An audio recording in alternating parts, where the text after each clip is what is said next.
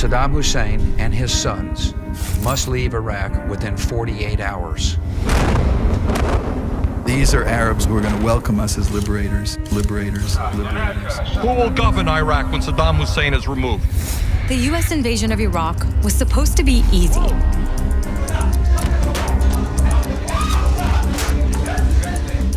The most powerful military in world history would go in, kill the bad guys, and transform Iraq into a democratic, pro-American oasis. But the Iraq War blew up in America's face. Stuff happens. And it changed both countries. It changed the entire Middle East. In fact, it changed much of our world forever. 1 million Iraqis are dead because you lied! You lied! You lied! You lied! You lied! You lied! You lied! Should we start?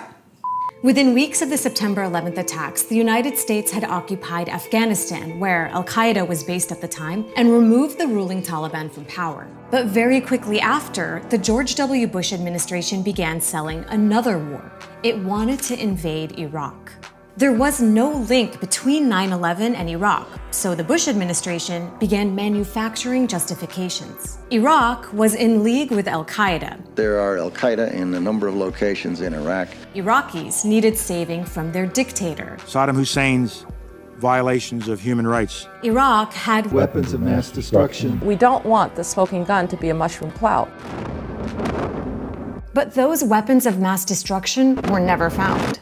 Millions of people knew invading Iraq was wrong. 20 years on, they've been proven right time and time again. The invasion of Iraq resulted in death, destruction, and massive blowback. And it gave us these guys. There's something President George W. Bush said in 2007, 4 years into the invasion of Iraq, that ironically sums up how badly the US messed up. And there's another part of this clip that we'll be coming back to a little later, so pay attention here. Imagine Iraq where al-Qaeda has established sanctuaries to safely plot future attacks on targets all over the world.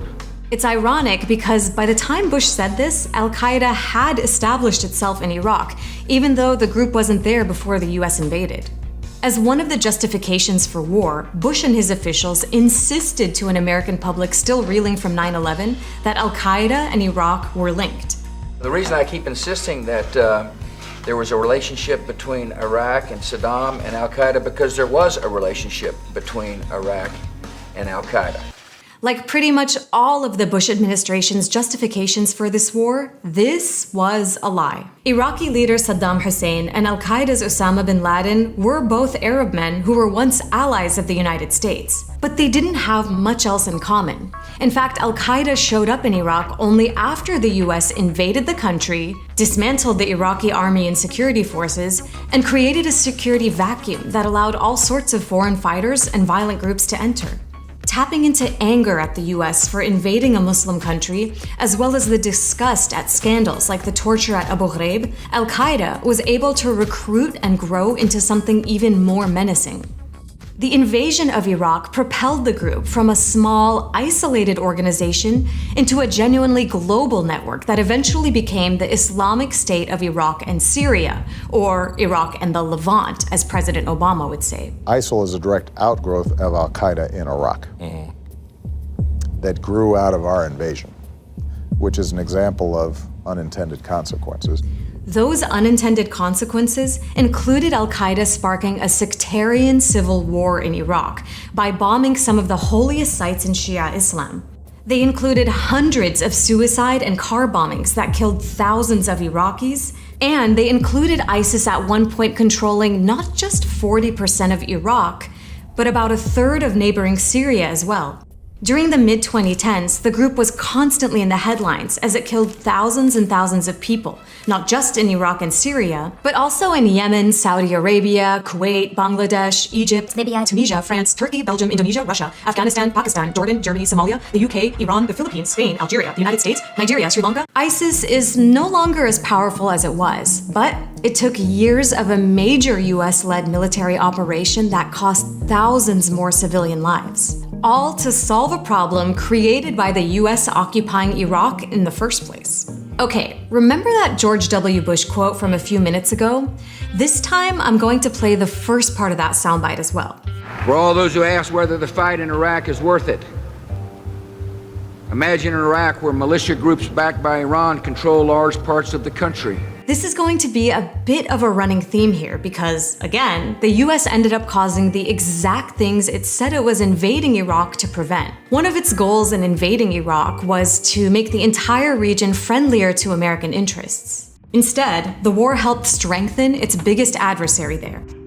Iran and the United States don't seem to ever agree on much, but in 2003, Saddam Hussein was a common enemy. Iranians hated him because in 1980, he had launched a war against them that lasted 8 years and left 500,000 people dead. It was a brutal war. Iraq used poison gas against Iranian soldiers, and the US helped prolong the fighting by sending weapons to both countries, although most of its support went to one side. So even as Iran was probably glad to see the end of Saddam, the US was strongly hinting that Iran could be next. Here's George W. Bush talking about Iran, Iraq, and North Korea a few months before invading Iraq. States like these and their terrorist allies constitute an axis of evil, arming to threaten the peace of the world. And all nations should know America will do what is necessary to ensure our nation's security. But something else happened. Iran, not the US, ended up benefiting the most from the invasion of Iraq.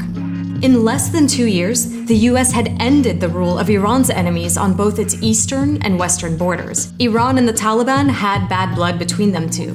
Before the US invasion, Iraq was a buffer against Iran's presence in the Arab world. But after the invasion, Iraq became a foothold for Iranian influence to spread in neighboring countries. For example, Iran was able to build supply lines across Iraq to Syria, where Iranian-backed groups fought alongside Syrian dictator Bashar al-Assad in that country's war. During the 1980s and 90s, Iran had cultivated and protected Iraqis who opposed Saddam's rule. And it was these Iranian-backed parties that dominated Iraqi politics after Saddam was gone. Today, posters of Iranian leaders hang all over Iraqi cities. Iranian commerce dominates the Iraqi market. And Iraq's security forces include powerful militias that are trained, supported, and sometimes even led by Iranians. It was these militias that helped defeat ISIS in Iraq. They fought on the ground with support from the US Air Force in the sky. Still, the US and Iran are adversaries. But the possibility of the US invading Iran the way it did Iraq, that's basically gone from next on the list to effectively zero. Because the invasion of Iraq very quickly changed America itself and its commitment to these kinds of wars. Here's how. It might seem odd now, but the war was actually very popular with Americans at first. USA! USA! That didn't last long. Almost everything that had been used to justify the war turned out to be a lie, including how quick it was supposed to be. Over 4,000 American soldiers were killed, and it took the US more than 8 years to withdraw from Iraq without much to show for it, other than, as we've seen, the strengthening of Iran and the spread of ISIS. Turns out, the US wasn't able to impose its will on another country by force. Bush, who at one point had a 90% approval rating, ended his presidency with just 22% of Americans approving of him.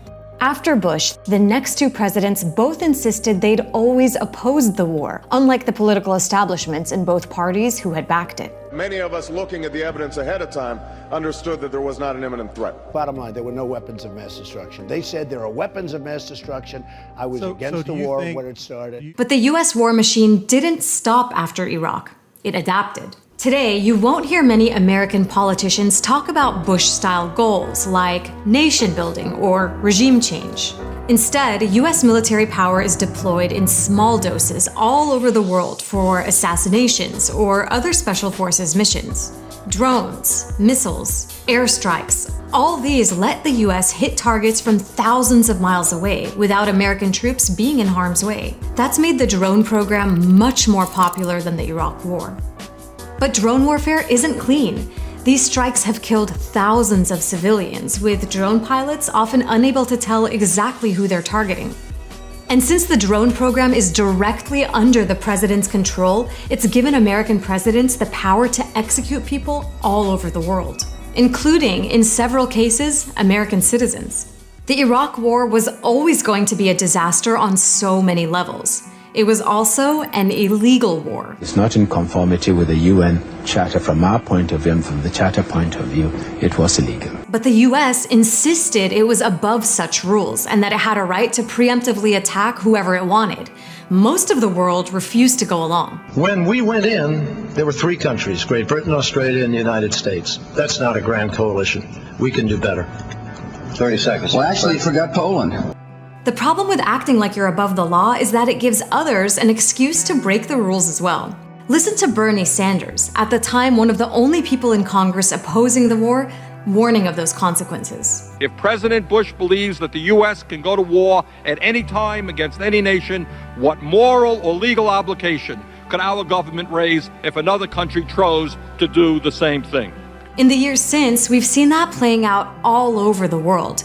Governments breaking international law and committing war crimes with impunity, whether they're cracking down on dissent, stealing territory, or invading other countries. But maybe the guy at the heart of it all saw a link between what he set in motion in Iraq in 2003 and Russia invading Ukraine in 2022. The decision of one man to launch a wholly unjustified and brutal invasion of of Ukraine. Iraq, anyway. Conservative estimates say that around 300,000 people were killed because of America's decision to illegally invade Iraq, although the real number is probably much higher.